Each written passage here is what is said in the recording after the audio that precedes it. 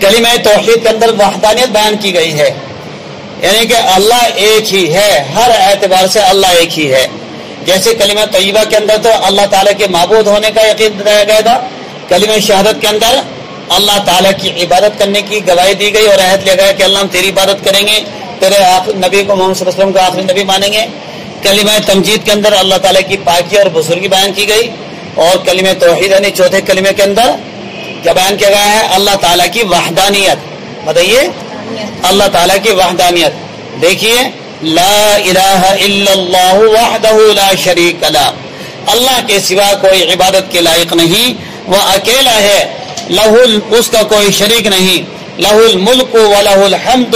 یحیی و یمیت بیدہ الخیر وہو علی کل شیء قدیر۔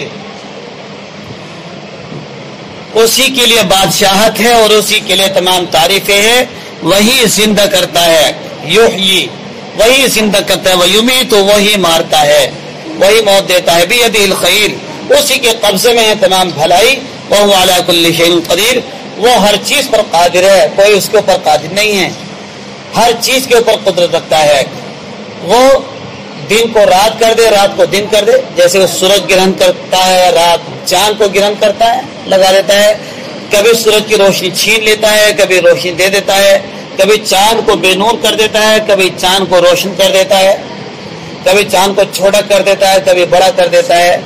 کبھی دن بڑا کر دیتا ہے، کبھی رات بڑا کر دیتا ہے، کبھی رات کو دن میں، دن کو رات میں، تولج اللیل فی النہار وتولج النہار فی اللیل وتخرج الحی من المیت وتخرج المیت من الحی، مرے ہوئے سے زندوں کو نکال دیتا ہے، زندوں سے مرے ہوئے کو نکال دیتا ہے۔ کتنی بڑی قدرت ہے اس کی، یعنی مرے ہوئے کو زندوں سے اور زندوں کو مرے ہوئے سے نکال دیتا ہے۔ بہت ساری مثالیں ہیں، یہ اس کی قدرت ہے، اس کے برابر کوئی نہیں ہے۔ اسعد به